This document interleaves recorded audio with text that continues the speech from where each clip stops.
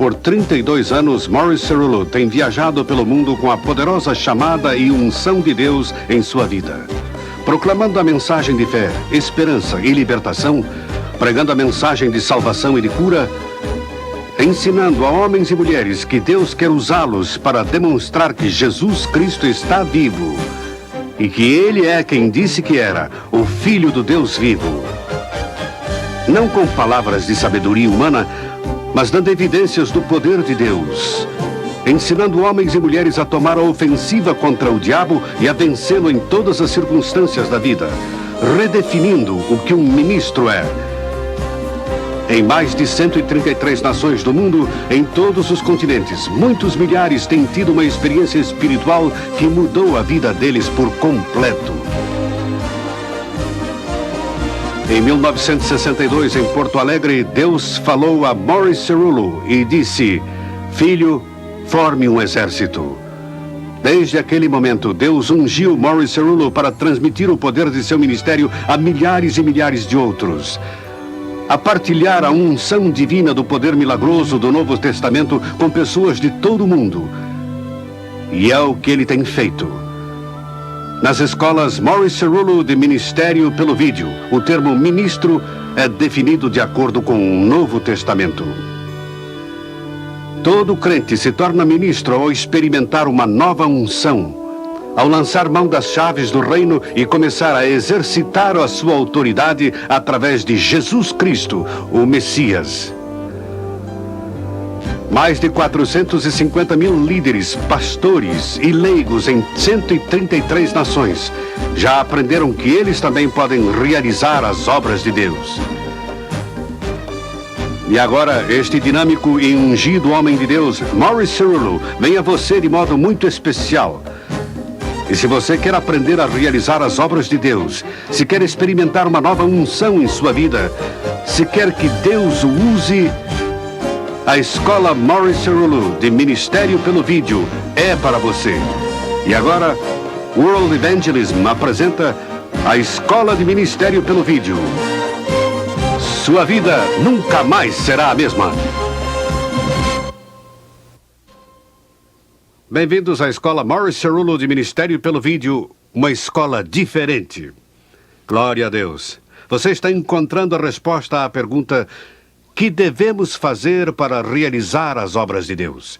Na reunião de hoje, Morris Cerullo vai ajudá-los a descobrir e experimentar mais respostas a essa pergunta. E agora, aqui está o servo de Deus, o homem que Deus levantou como um profeta apostólico para esta época, Morris Cerullo.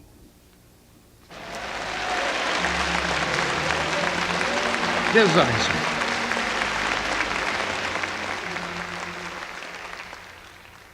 Muito obrigado, podem sentar.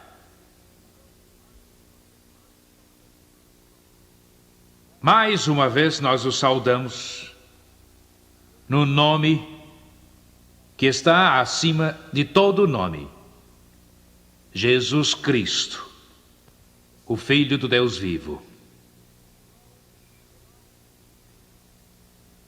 João 6:28. Os discípulos de Jesus e seus seguidores lhe fizeram o que eu creio ser uma das perguntas mais importantes, se não a mais importante, que foi feita ao Mestre: que faremos nós para realizar as obras de Deus? Neste capítulo 6,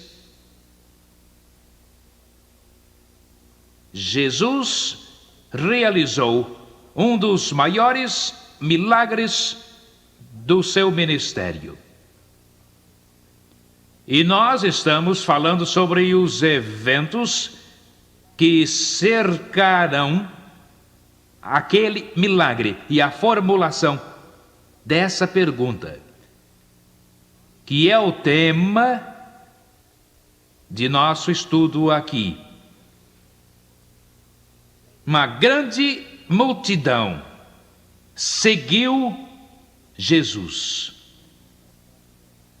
porque eles viram os milagres que ele fez naqueles que estavam enfermos. Agora, vamos continuar o estudo desse texto e analisar a história do milagre. Quando Jesus subiu ao monte, ele sentou ali com os discípulos. A Páscoa estava então se aproximando. E quando Jesus levantou os olhos, viu uma grande multidão vir a ele. E ele disse a Filipe: onde compraremos pães para lhes dar de comer? Quando observamos esta grande multidão que seguia Jesus,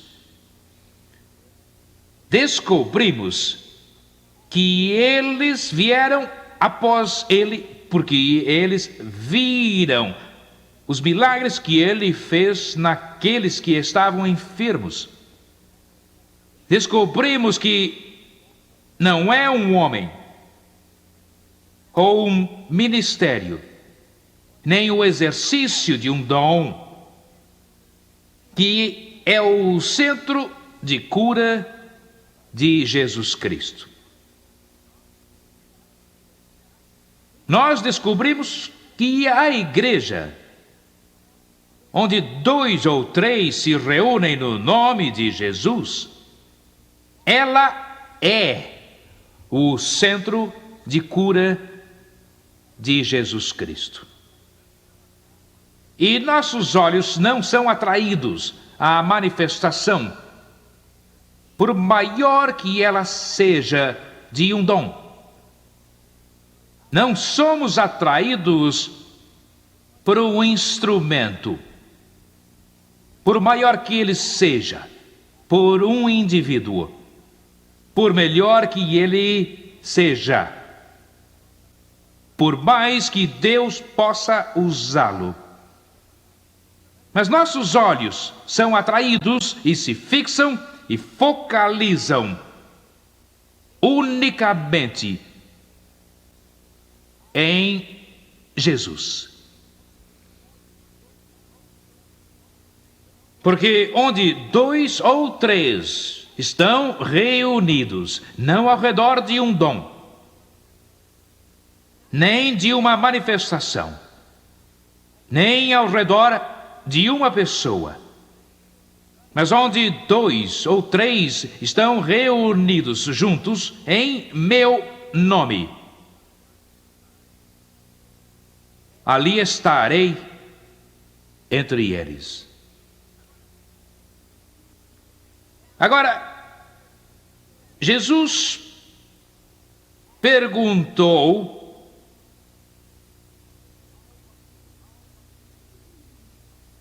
algo a Filipe, que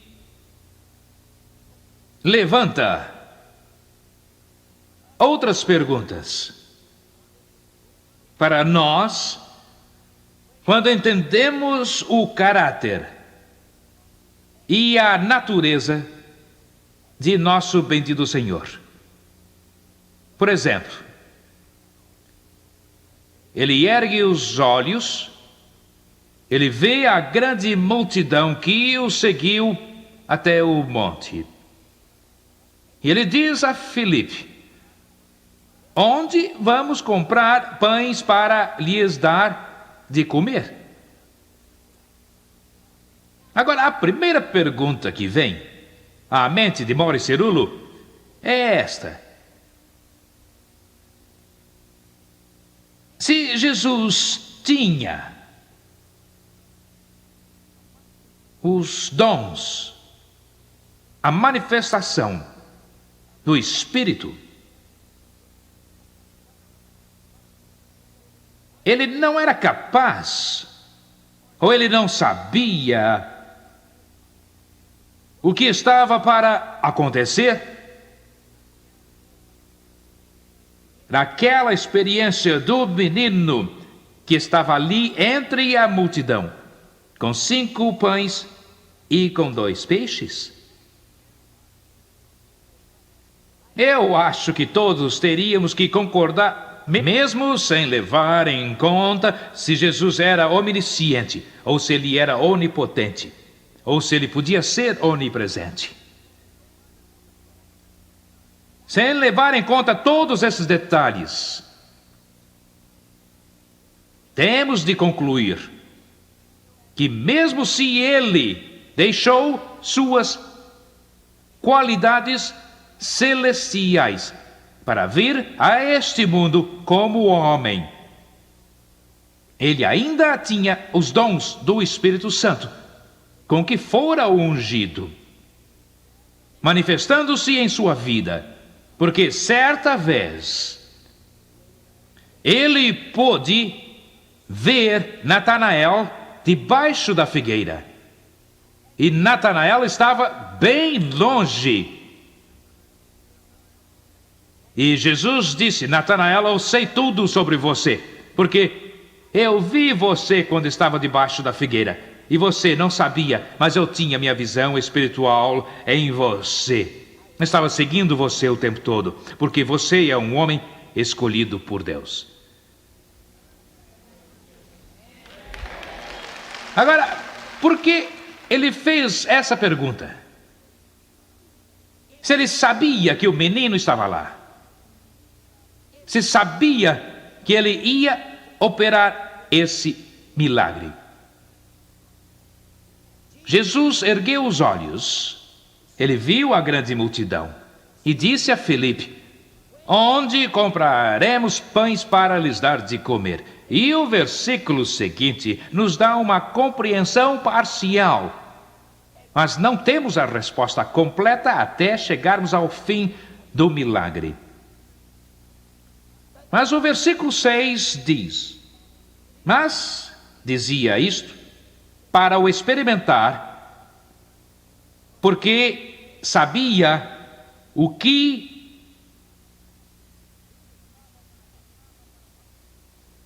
ele estava para fazer.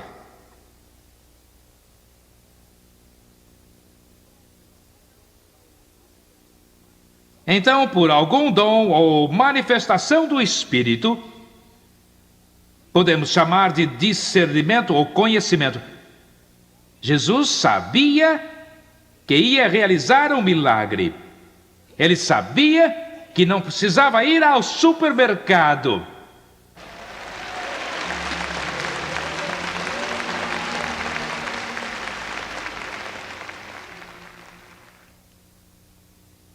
Cada movimento de Jesus tinha em si um propósito divino. Ele não desperdiçava ações, não desperdiçava palavras, não desperdiçava movimentos. Em seu ministério e sua vida, no nosso bendito Senhor Jesus Cristo, cada movimento tinha um propósito divino. O Deus que você e eu servimos é um Deus de propósito. É um Deus de plano. Ele não atira de qualquer jeito na esperança de acertar algo. Ele é um Deus que tem desígnios. E ele é um Deus com objetivos divinos. Sabe, esta é a grande razão por que você e eu podemos ter confiança ao andar com o Mestre, ao servir o Mestre, ao seguir o Mestre. Por quê? porque estamos nos apoiando em seu braço em dependência e sabemos que ele sabe onde ele está indo e o que está fazendo e por que está fazendo.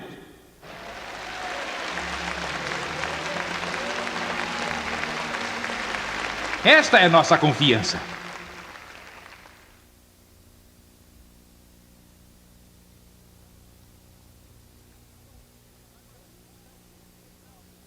Agora, ele não queria só provar a Filipe. À primeira vista, isso é o que parece que a passagem está dizendo. Mas ele está dizendo muito mais. Ele não estava só para provar Filipe, mas também ia provar a si mesmo, Jesus.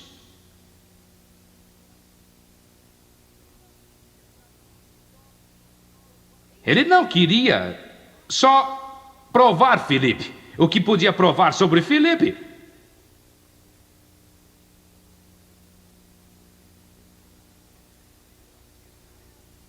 Filipe só podia dizer: aqui um menino que tem alguns pães e alguns peixes. E o que o Filipe podia fazer? Filipe só podia dizer: não é suficiente para esta multidão. Mas Jesus não queria só provar Filipe. Ele queria provar quem ele era.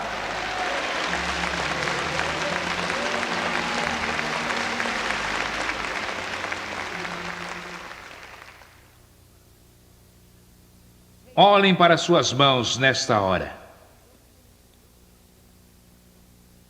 E ouçam o que o Espírito Santo está dizendo. O sucesso futuro da obra de Deus está nas mãos daqueles que acharem a resposta. Não olhe para Maurício Cerulo, olhe para suas mãos. Não estamos brincando de igreja, observando rituais.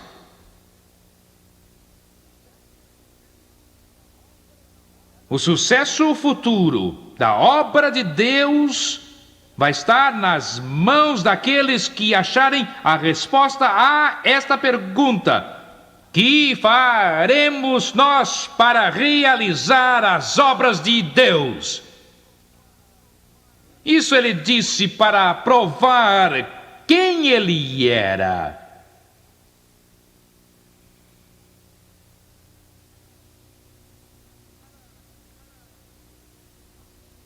Agora, alguém me disse, Maurício Cerulo, Jesus nunca fez milagres para provar a si mesmo. Nós nos levantamos no púlpito hoje e temos que dar tudo quanto é desculpa, só porque a manifestação do sobrenatural e de tudo que Deus oferece não está em evidência. Agora vocês não precisam dizer amém. Você pode dizer ai, ou fiquem sentados aí ouvindo, mas tirem essa máscara.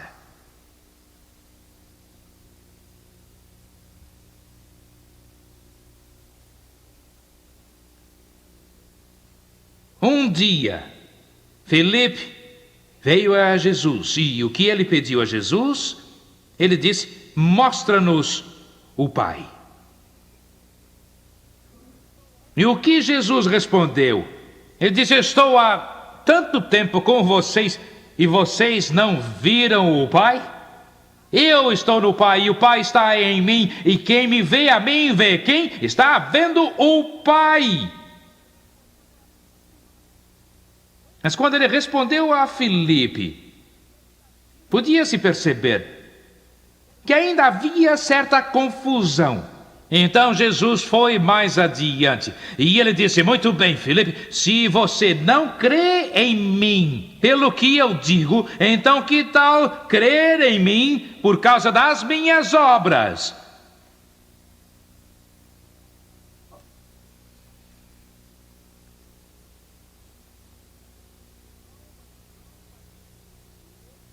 João Batista, que foi o precursor do nosso bendito Senhor, e que disse a um que virá depois de mim, que é maior do que eu, cujas sandálias não sou digno de desatar. Ele fará o quê? Vos batizará com o Espírito Santo e com fogo. Eu estou colocando vocês sob a água, mas aquele que vem depois de mim, ele não usa a água, ele usa o fogo.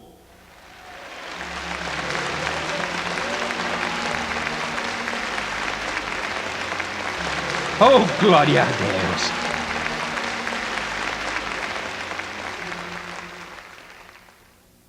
Tomaram João e o aprisionaram. E ele sabia qual era a sentença. Ele ia ser decapitado. Ele ia morrer porque fora fiel à sua chamada como profeta de Deus. E João chamou um dos seus discípulos e disse: não me importa morrer. Eu vou morrer pela chamada que eu recebi de Deus. Mas eu quero saber uma coisa. Eu quero saber se esse homem que eu batizei no Rio Jordão e a glória de Deus veio sobre ele com a voz do céu. Eu quero saber, João disse, se ele é o Cristo.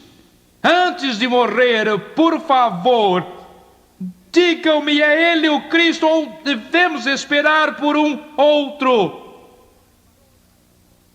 Vocês podem imaginar todas as emoções do coração desse profeta que estava prestes a ser decapitado e sabia que seu propósito era ser o precursor do Messias.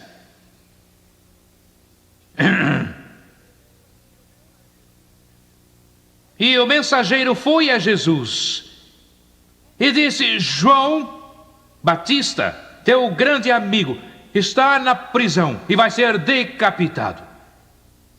E João quer saber se tu és o Cristo, ou se João e se nós devemos esperar por outro. Sabe,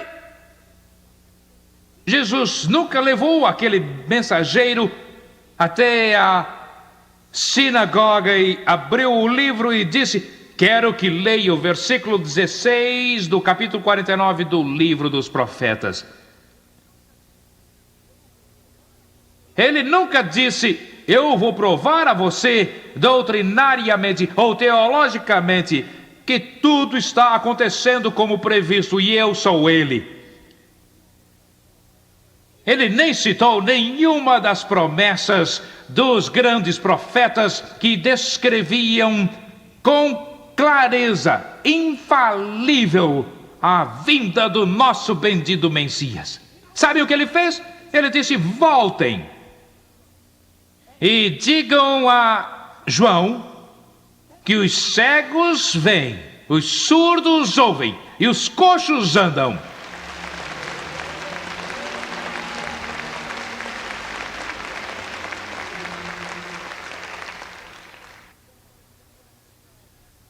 E quando João receber esta mensagem, ele vai saber que eu sou o que eu sou, o que eu sou, o que eu sou.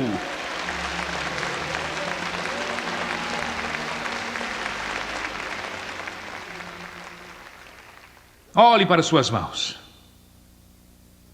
Oh Deus, Por isso estamos aqui. Queremos tirar a nossa máscara. Não temos pretensões em nós mesmos, Senhor. Estamos abertos a Ti pelo Espírito Santo. O que nós te pedimos, ó Deus, é que nos mostres o que devemos fazer para realizar as obras de Deus.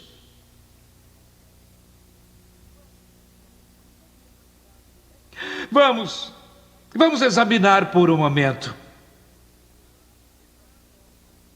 Antes de entrarmos no propósito, vamos descobrir a magnitude deste grande milagre. Filipe respondeu e disse: há um menino aqui. Na verdade, não foi Filipe, foi André, o irmão de Simão Pedro. Tudo que Filipe disse foi que 200 denários de pão, e isso era muito dinheiro, em nossa moeda, não seriam suficientes para poder dar a cada um deles alguma coisa para comer. Mas André, o irmão de Simão Pedro, veio dizer que havia um menino ali. Ele tinha 5 pães de cevada e 2 peixinhos. Mas o que era isso para tantos? Então eles tinham um problema, não tinham dinheiro para alimentá-los. E tinham só 5 pães e 2 peixinhos, e isso não iria resolver. E Jesus disse: fazei o povo se assentar. Jesus tomou os pães, e ele deu graças, e então os distribuiu aos discípulos.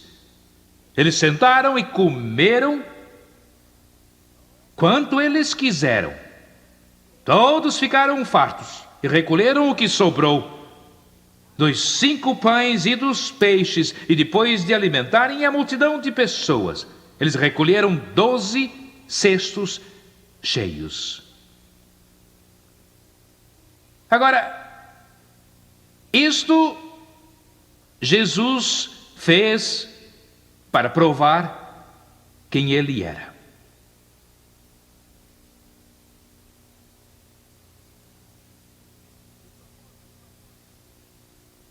O propósito, no versículo 14. Então, aqueles homens, quando eles viram o milagre, eles então, uma grande multidão seguiu a Jesus. Por quê? Porque ele era um grande pregador, porque ele era um grande mestre, porque ele era um orador, porque ele tinha um estilo eloquente, um aprimorado vocabulário e palavras suaves que impressionavam o povo, até que eles se convenciam do que ele estava falando. Eles o seguiram, mas porque eles viram os cegos curados, os surdos ouvindo, os coxos andando, eles viram os milagres. Agora, aqueles homens, quando eles viram o milagre que Jesus fez, disseram: este é, na verdade, o profeta de Deus que devia vir ao mundo.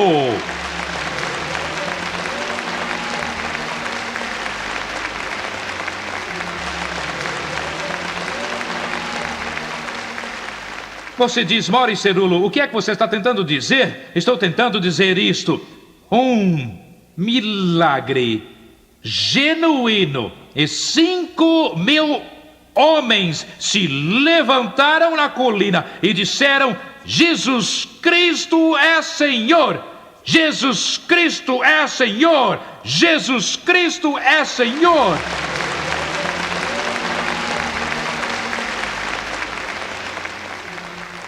Agora, você não gostaria de ter 5.000 convertidos?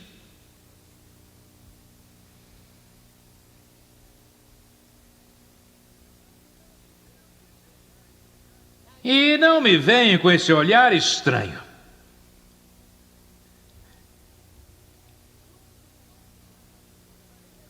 Quantos aqui gostariam de ir até a esquina, irmão, e ver algumas centenas de pessoas sendo salvas?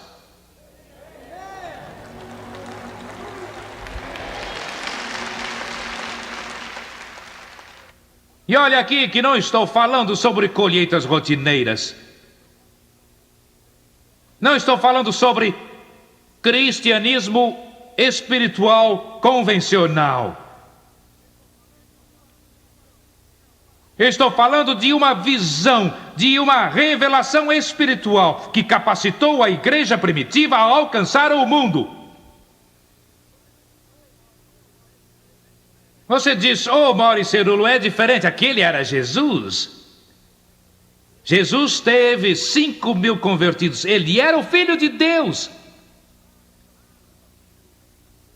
Abra sua Bíblia no capítulo 3 do livro de Atos. E o que você vê? Vê um homem, Pedro, cambaleando, saindo de um cenáculo.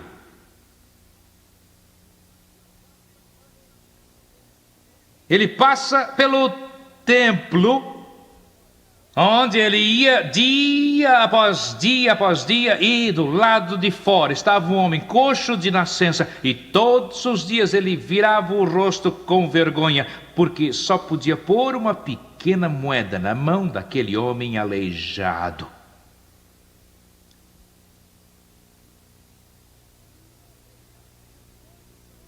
E eu penso, por quantos aleijados você já passou nas ruas e esquinas,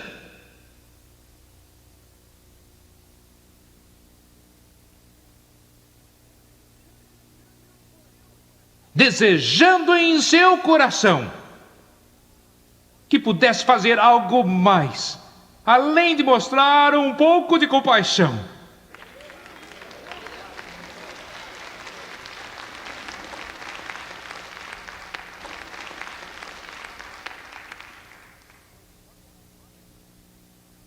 Pois vai acontecer. Eu disse que vai acontecer. Vai acontecer.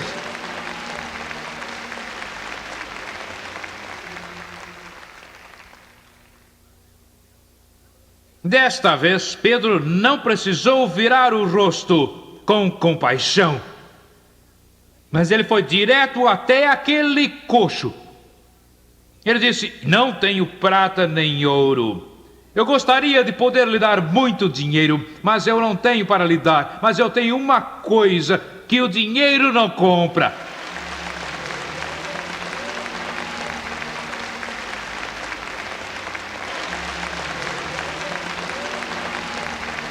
Não lhe ofereço emoções e arrepios, nem experiências passageiras, nem mesmo lhe ofereço uma experiência mística, mas eu tenho algo para oferecer. Ele disse, eu fui submerso, fui batizado, eu recebi o Espírito sem medida.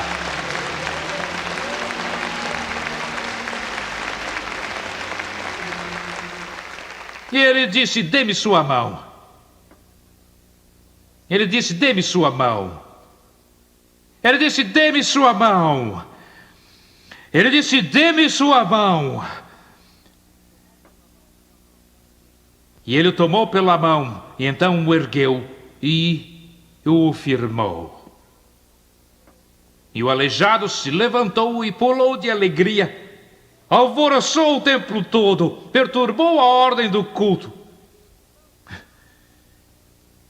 Irmão, você pode comparar isso, se você quiser, com as igrejas hoje.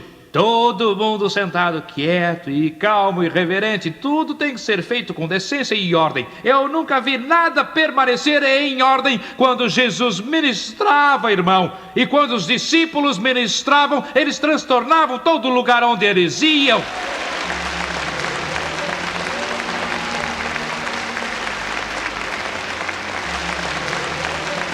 Vamos! Uma boa sacudida faria bem a todos nós. Uma boa sacudida faria muito bem.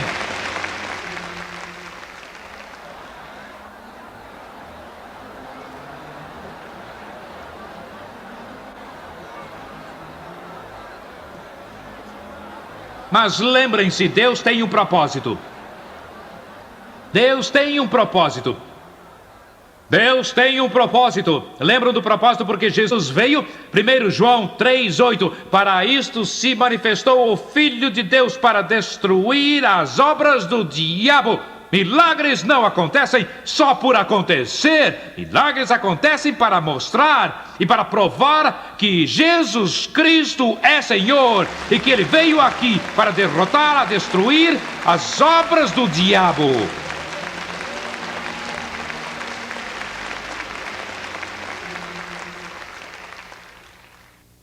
Eu não sei de vocês, mas eu sei deste pregador judeu.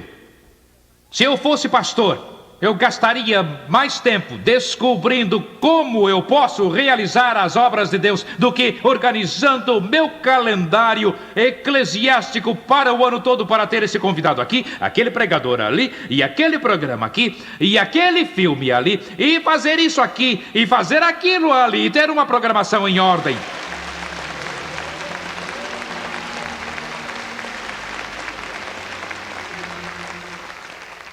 Podem me explicar por que gastamos tanto tempo no que vai produzir tão poucos resultados?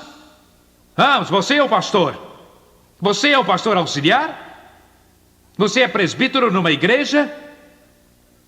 Por que gastamos tanto tempo, irmão, enfatizando aquilo que vai produzir tão poucos resultados? Olha o que aconteceu com Pedro.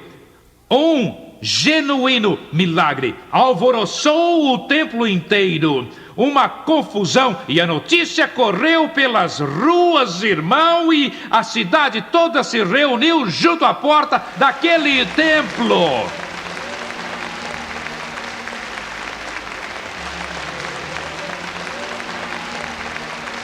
Por que você está perdendo tempo?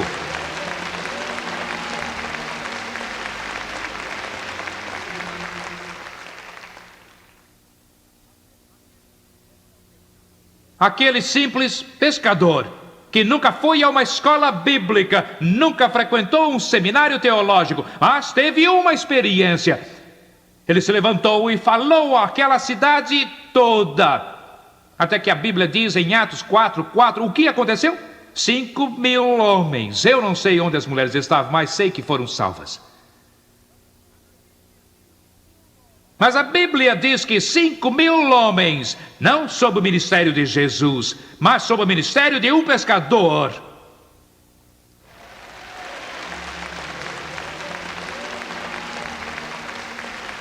Cinco mil homens se levantaram e disseram: sim, Pedro, nós cremos, Jesus é Senhor, Jesus é Senhor, Jesus é Senhor.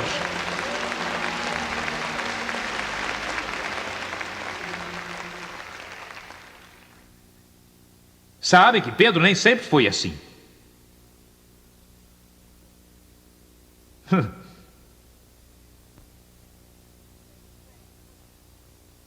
E nem João, porque Pedro e João estavam juntos nesse milagre.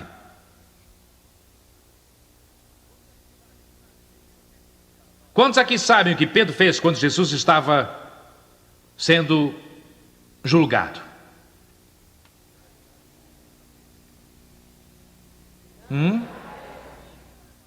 O que os discípulos fizeram quando Jesus se afastou para orar?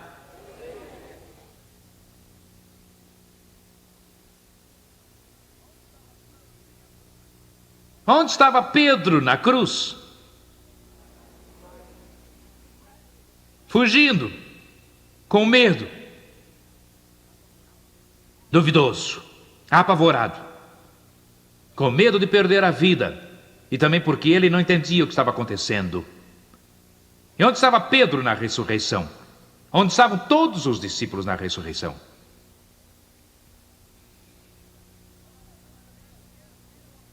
Agora, esse era o mesmo homem que estava parado no portão, levantando o aleijado.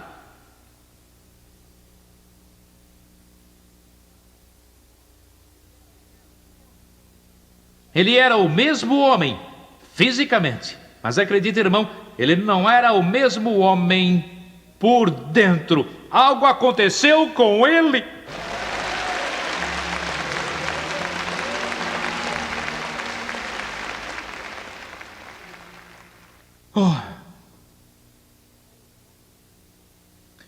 Ouça-me. Eu amo vocês, ouça-me. Ouça-me.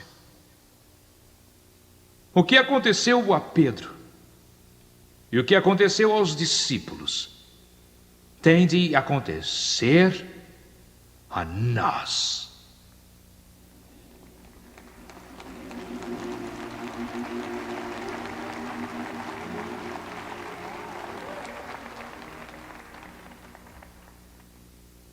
Eles foram mudados de discípulos duvidosos, fujões, medrosos, covardes, apavorados, molengas, sem espinha dorsal.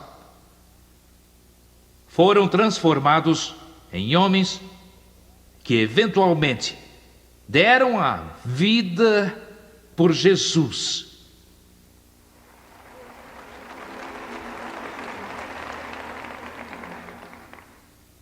Um dia eu estava no quarto e estava de joelhos orando.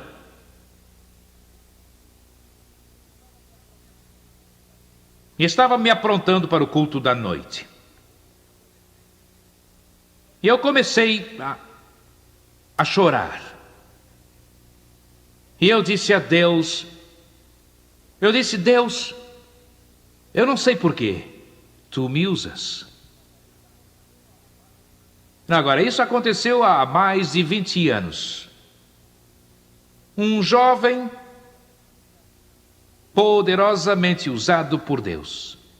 E aqui estou, no chão do meu quarto do hotel, me aprontando para ir a uma reunião onde milhares de pessoas estarão presentes. E estou desanimado. Vocês podem entender isso? Não, eu também não. Mas sabem, todos nós, às vezes, ficamos assim. Quantos sabem que Elias ficou assim?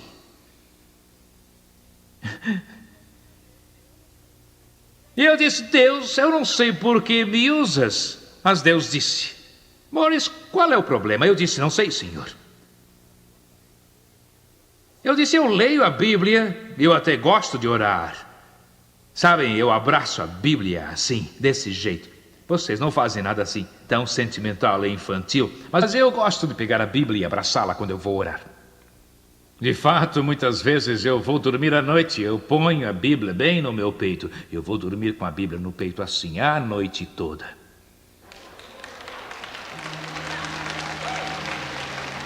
Agora, vocês não fazem nada assim tão tolo, só eu faço coisas assim.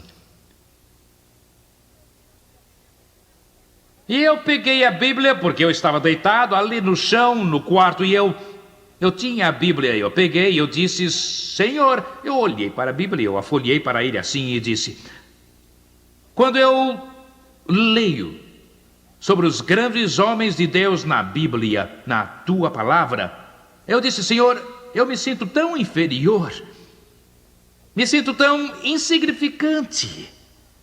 Quantos de vocês já leram a palavra de Deus e vocês viram o que Deus fez através de Moisés e Abraão e os profetas e Elias e Eliseu e os discípulos? E quantos de vocês já se sentiram insignificantes diante deles? Quantos de vocês já se sentiram assim?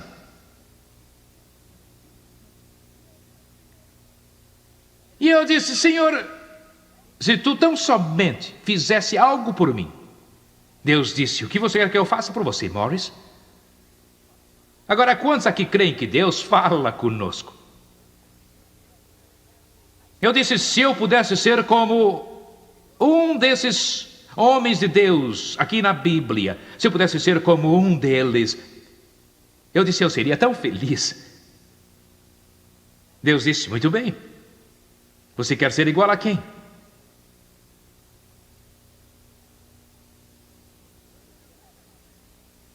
Eu não esperava essa. Eu disse: Senhor, eu quero ser como Moisés. Deus disse: Moisés? Eu disse: sim, Moisés. Deus disse: por que você quer ser como Moisés? Eu disse: bem, Senhor, olha para mim. Eu disse: todos que me conhecem sabem que eu não sou humilde como eu deveria ser. Quantos aqui já disseram isso, que não são tão humildes como deveriam ser? E Deus me disse: muito bem, você quer ser como Moisés? Deus disse: responda essa pergunta. Se você visse meu dedo de fogo escrevendo as tábuas da lei, e se ouvisse minha voz audível e visse o reflexo da minha glória, Deus disse: você acha que me desobedeceria? Eu disse: não sei, Senhor. Eu disse: eu nunca vi teu dedo de fogo. Eu ouvi a tua voz audível. Eu vi tua glória quando era um menino. E eu disse: não, até hoje, tudo que tu me pediste para fazer, eu tentei fazer. Eu nunca te desobedeci. Isso não quer dizer que eu não tenha falhado. Eu falhei muitas vezes, mas eu nunca desobedeci a Deus. Nunca, desde que saí daquele orfanato ortodoxo, eu nunca te desobedeci.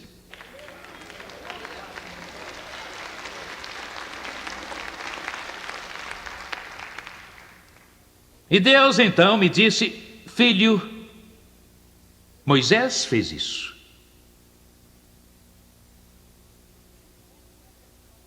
Mesmo depois dessas manifestações, tanto que eu não pude deixá-lo entrar na terra prometida, porque pecado e desobediência não podiam entrar na terra da promessa.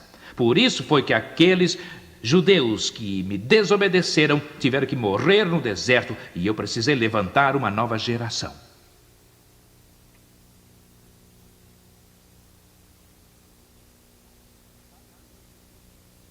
Sabem o que Deus me disse? Ele disse: próximo.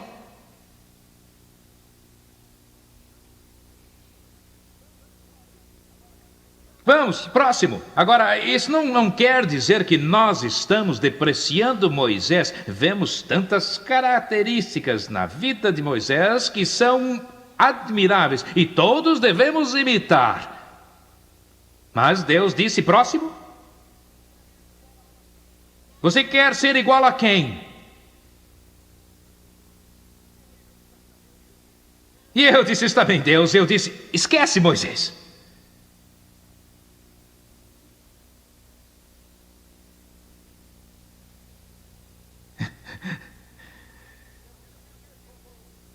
Eu disse: eu quero ser como Abraão.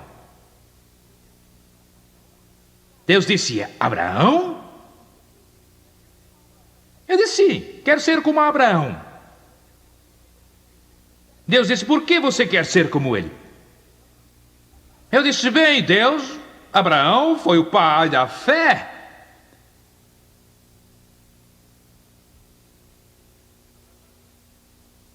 Agora vamos falar sobre isso mais tarde.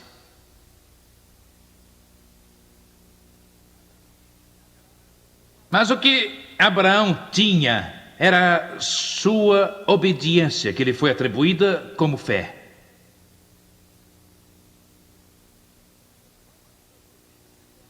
Quantos de vocês já disseram a Deus: Senhor, eu não tenho fé suficiente? Vamos. E era o que eu estava dizendo lá no chão. Imagine, uma escola de surdos esvaziada e milhares de pessoas vindo ouvir o Evangelho. E aqui eu estava no chão, choramingando, que eu não tinha fé que chega. Não dá para entender?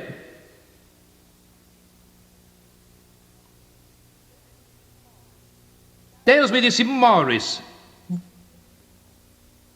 você ama sua esposa? Eu disse: minha esposa? Eu disse: o que a minha esposa tem a ver com fé em Deus? Eu estou te dizendo que eu quero ser como Abraão porque eu não tenho fé que chega. E olhe para ele. Ele tinha tanta fé que pôde peregrinar em terra estrangeira. Ele nem sabia onde estava indo, mas obedeceu cegamente. Eu disse: Deus, eu quero ser assim. Deus disse: deixa para lá, responda a pergunta. Você ama sua esposa? E eu respondi: é claro que eu a amo. Sou muito abençoado. Deus deu a Morris Cerullo, sem querer ofender as outras senhoras presentes. Deus me deu a melhor esposa sobre a face da terra.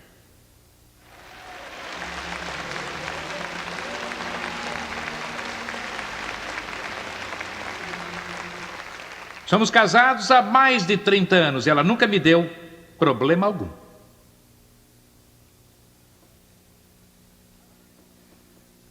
Agora, isso não quer dizer que não temos os problemas normais de qualquer casal. Mas em mais de 30 anos, ministrando às nações do mundo, ela nunca, nenhuma vez sequer, foi um tropeço ou obstáculo espiritual à obra e ao chamado de Deus. De fato, o que ela sempre fez foi me incentivar e me apoiar e reforçar a chamada de Deus para a minha vida.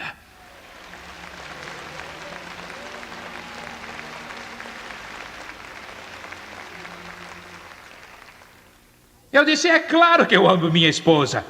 Deus disse: muito bem, se alguém batesse à sua porta, no meio da noite, em sua casa, e se você fosse abrir a porta e visse 5 homens, eles dissessem: abra a porta, porque queremos levar sua esposa e queremos dormir com ela. Nós ouvimos dizer que ela é uma mulher muito linda e queremos ir para a cama com ela. Deus disse: o que você faria? Eu disse: espere um pouco.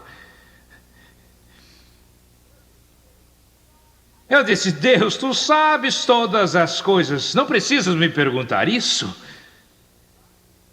Eu disse: tu sabes o que eu faria? Eu os mataria.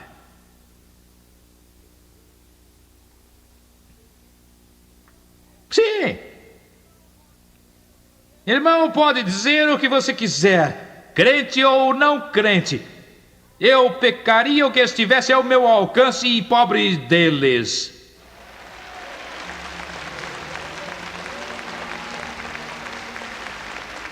Eles estariam em apuros, isso mesmo. É a verdade.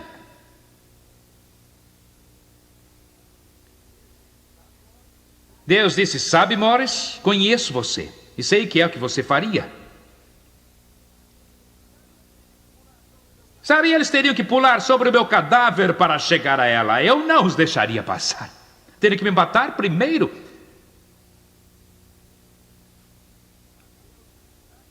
Mas Deus disse: sabe, Abraão peregrinou por uma terra estranha. Ele ficou com medo e ele empenhou sua esposa ao rei daquele país. E aquele homem ia dormir com a esposa de Abraão porque ela era linda. E Deus disse: eu tive que impedi-lo, porque se não fizesse isso e aquele homem tivesse cometido esse pecado com a esposa de Abraão, eu teria que mandar o anjo da morte para destruir a nação toda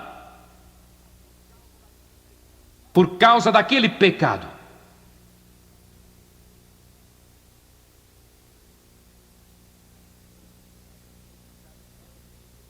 Sabe o que Deus me disse então?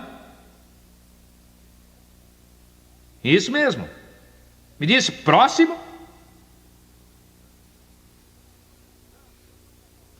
Vamos. E agora, Morris, você quer ser igual a quem? Eu disse, Deus, por favor. Tu sabes que eu sou judeu, tem paciência comigo.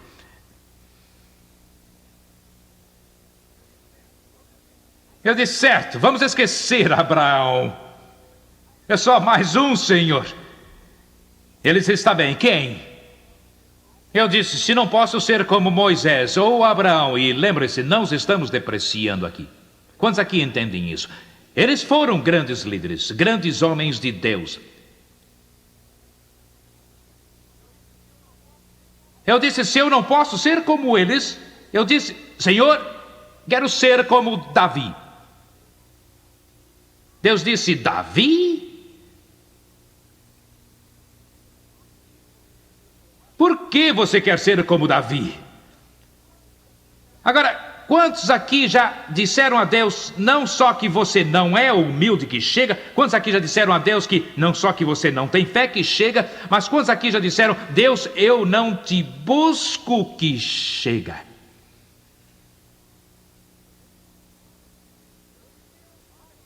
Eu disse, Deus, olha para Davi, eu penso nos Salmos. Davi era um homem segundo o teu coração. A Bíblia diz que com uma corça suspirava pelas correntes de águas. Assim, Davi ansiava por ti. Ó Deus, se eu pudesse ter um coração assim. Um coração que te buscasse, que ansiasse por ti, que anelasse por ti.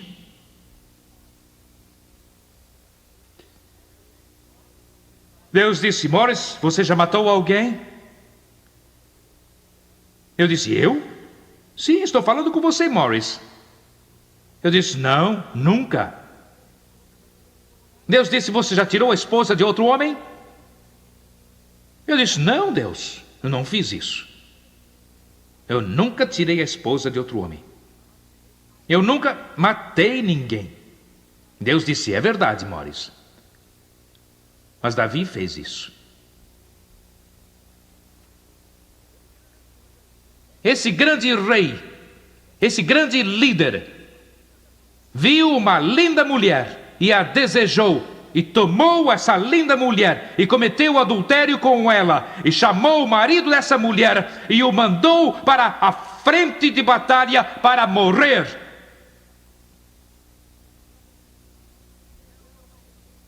Eu não pedi a Deus outros modelos. Eu caí de rosto em terra onde eu estava. Irmão, eu comecei a chorar como uma criança. Eu disse, Deus, eu entendo que estás tentando me dizer. Não foi Moisés, não foi Abraão, não foi Davi, não foi nada que eles possuíam, ou nada que eles fossem. Foi tudo por causa do teu divino amor e graça e misericórdia que tu os usaste.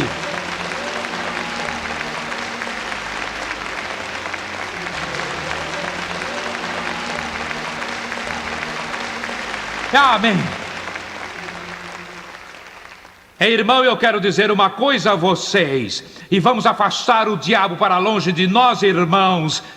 Eu quero dizer uma coisa a vocês, não é o que você é, e não é o que você pensa que tem, irmão, mas é o que Deus Todo-Poderoso pode fazer de você.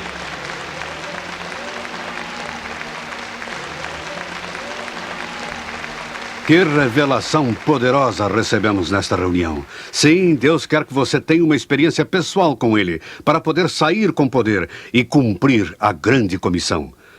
Procure não perder a próxima reunião, quando Morris Cerullo vai compartilhar com você o sentido real da fé. Até lá, hein? E lembrem-se, milagres acontecem quando alguém ama. E nós amamos você.